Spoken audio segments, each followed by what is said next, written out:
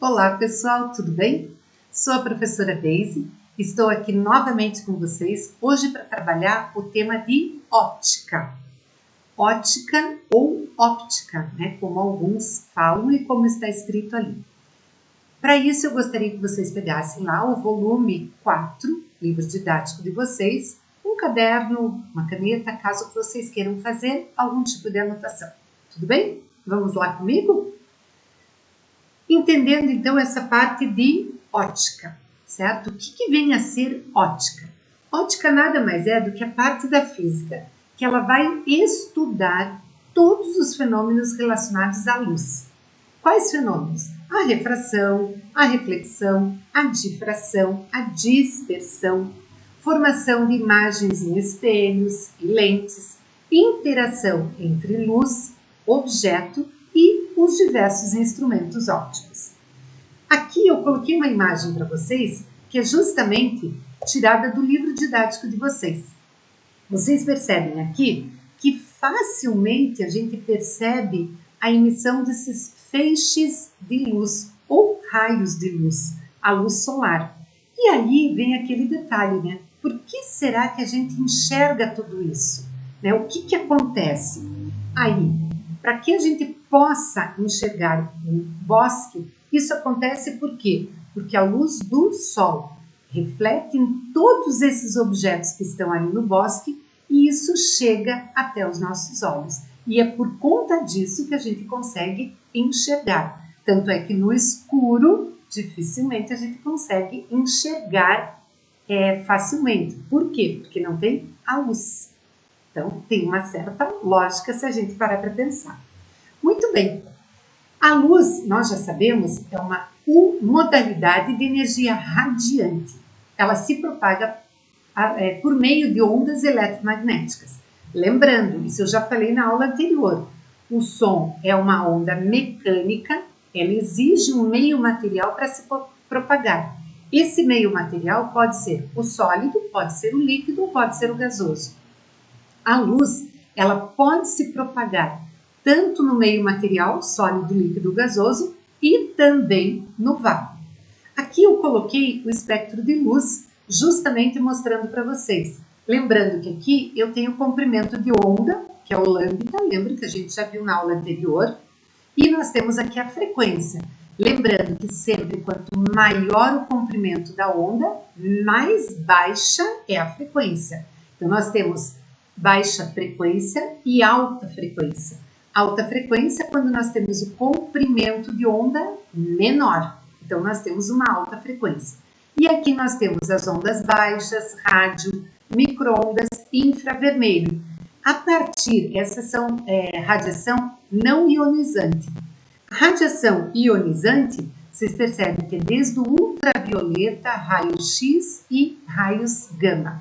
O raio gama ele está mais diretamente ligado à parte de energia nuclear. Né? Numa energia nuclear pode ser emitido partícula alfa, partícula beta e raios gama.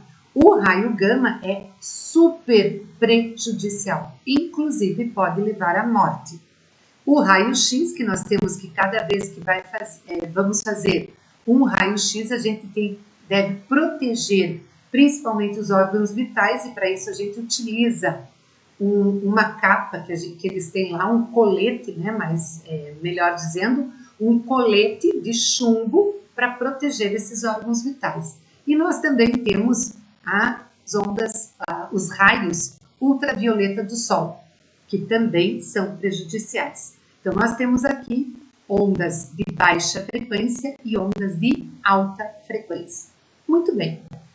Aí nós temos fontes de luz. As fontes de luz, nós podemos ter fontes de luz primária ou secundária. Primárias são aquelas fontes de luz que emitem, elas produzem a luz. Então, é a luz própria. No caso, o sol, lâmpada ou fogueira são capazes de produzir luz. Já fontes secundárias de luz são aquelas fontes que não produzem luz, mas podem refletir. No caso aqui, nós temos as paredes que refletem a luz recebida como a luz reflete a luz do sol. Tá? refletem a luz recebida, como a luz reflete a luz do Sol. Então, é a mesma coisa. Ele recebe essa luz e acaba refletindo e a gente consegue enxergar. Lembre-se, se está no escuro, a gente não consegue perceber isso, ok? Depois disso, nós temos os raios de luz. Esses raios de luz são feixes orientados que indicam a direção e o sentido de propagação da luz.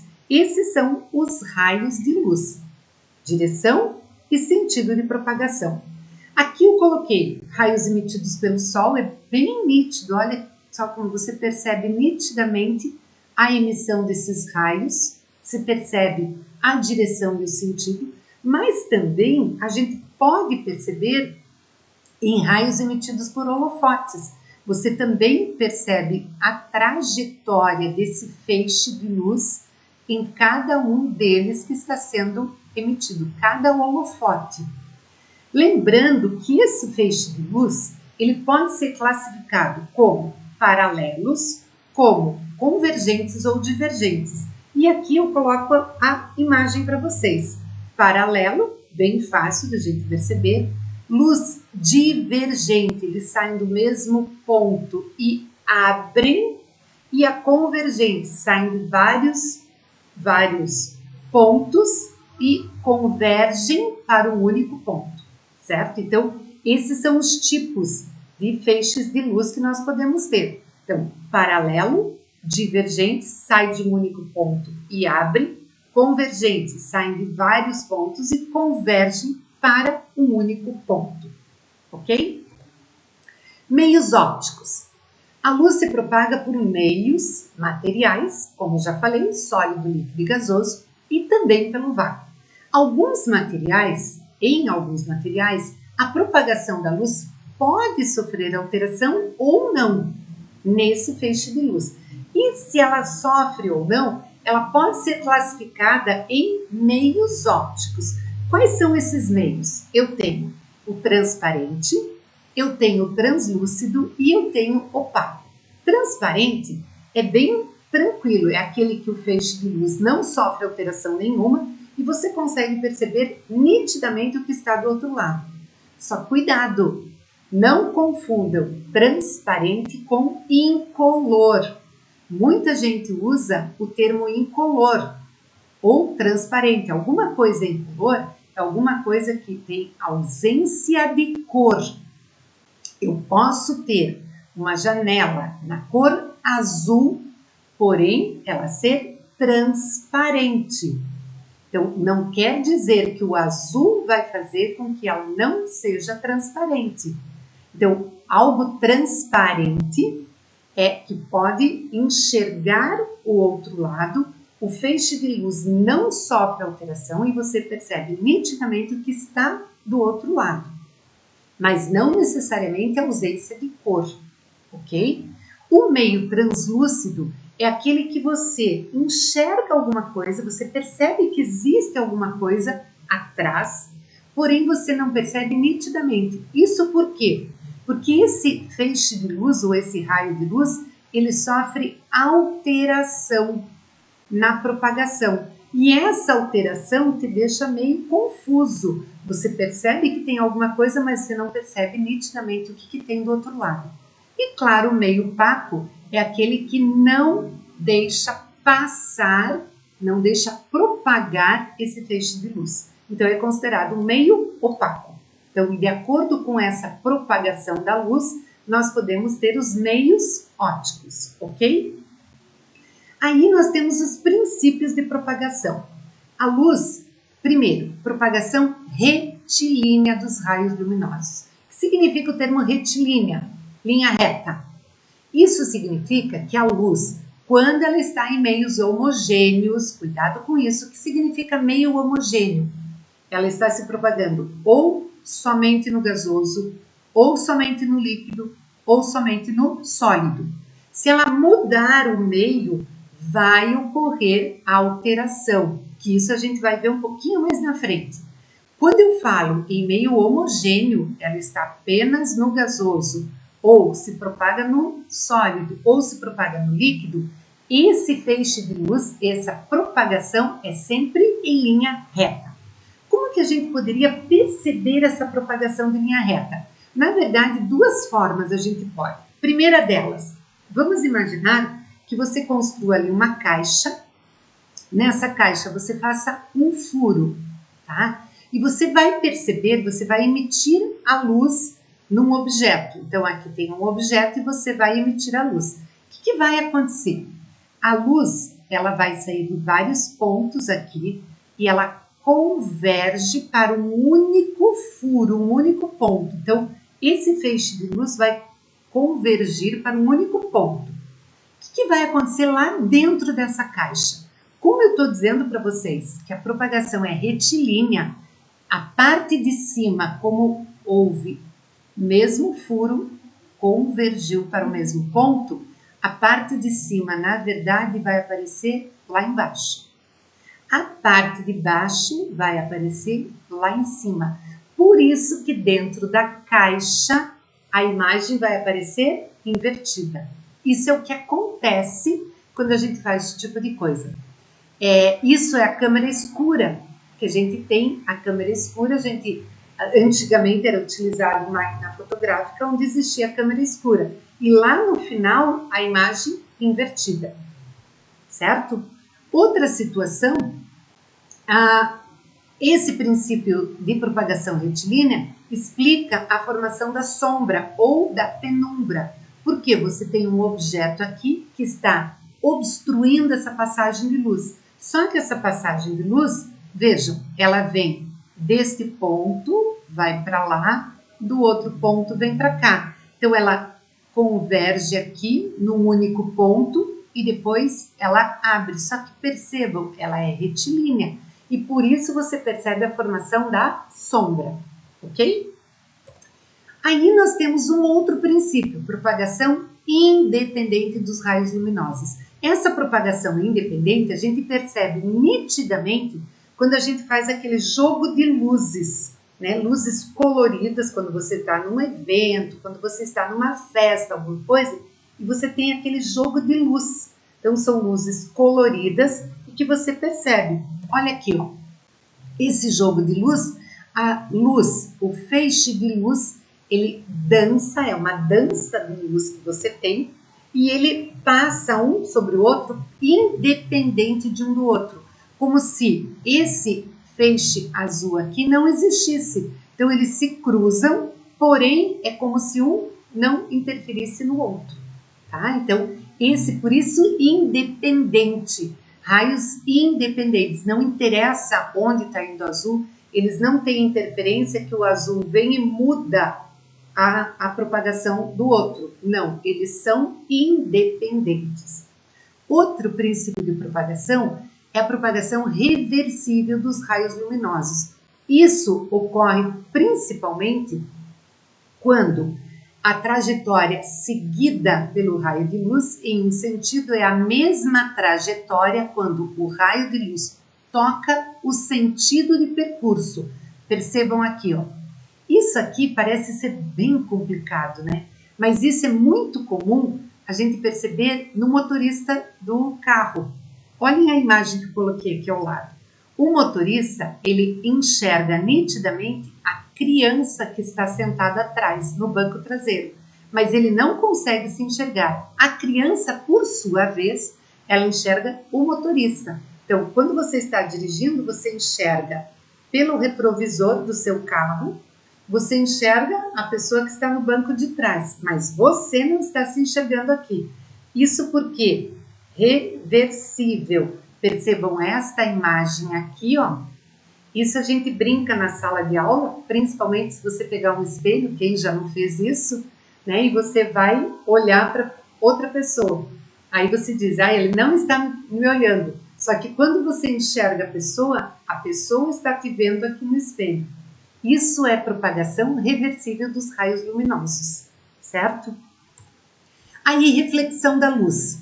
Reflexão, ela é responsável por conseguirmos enxergar a maior parte dos objetos ao nosso redor. A maioria desses corpos são fontes secundárias de luz. Então, olhem aqui, ó. Eu tenho a luz emitindo sobre uma superfície e ela é refletida, certo? Só que tem um detalhe, essa reflexão, ela obedece duas leis. Primeira lei, o raio incidente, o raio refletido e a reta normal são coplanares. O que significa dizer que eles são coplanares? Eles estão no mesmo plano. Essa é a primeira lei. Segunda lei, o ângulo de incidência, ou seja, o ângulo formado entre a reta normal e a superfície de contato, esse ângulo de incidência forma um ângulo de reflexão ou ângulo refletido. O ângulo entre os dois é o mesmo. Professora, peraí, não entendi muito bem. Vamos olhar a imagem. Olha essa imagem. Eu tenho aqui uma superfície de contato e essa superfície aqui eu estou chamando de um espelho, é uma superfície lisa, a gente chama de polida. Essa superfície a gente traça uma linha normal que é perpendicular ao espelho. O que é perpendicular? Formando um ângulo aqui, essa normal com o espelho formando um ângulo de 90 graus. Quando eu pego um raio ou um feixe de luz e eu vou incidir exatamente no ponto entre a normal e o espelho, eu vou formar um ângulo de incidência. Se esse ângulo de incidência é de 45 graus, o ângulo refletido será exatamente o mesmo. Então, por isso os ângulos são os mesmos. Por isso, ângulo de incidência igual ao ângulo refletido.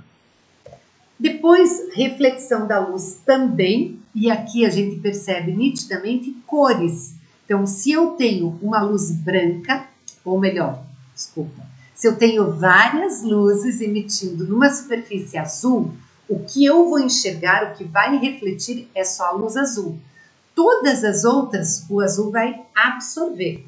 Se eu tenho várias cores emitindo num objeto vermelho, o que eu vou enxergar, o que vai refletir é a luz vermelha. As outras cores, o objeto vai absorver. Diferente um objeto branco. O objeto branco, ele reflete todas as luzes. Nesse caso, que eu coloquei aqui, está aparecendo vermelho. Mas poderia aparecer o rosa, o amarelo, o verde, o azul marinho. No caso, o preto não reflete. Ele absorve simplesmente e não reflete. E aqui eu coloquei as fontes primárias de luz, né? Nós temos essas fontes primárias, seria o azul, o vermelho e o verde. E todas as outras cores formam-se a partir da combinação dessas fontes primárias, azul, vermelho e o verde, ok? E aí, refração. Refração é uma mudança. Lembra que eu falei lá no começo? Que se não estiver no mesmo material, na fonte material, vamos dizer assim, sólido, líquido, gasoso, se você mudar essa parte, o que vai acontecer? Vai alterar a luz, o feixe de luz, ele vai mudar a propagação. Isso por quê? Porque vai alterar a velocidade de propagação da luz.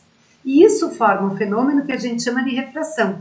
Esse fenômeno a gente conhece quando você coloca água e você coloca uma colher ou um canudo. E você percebe nitidamente que aquele canudo quebrou. A impressão que você tem é que ele quebrou.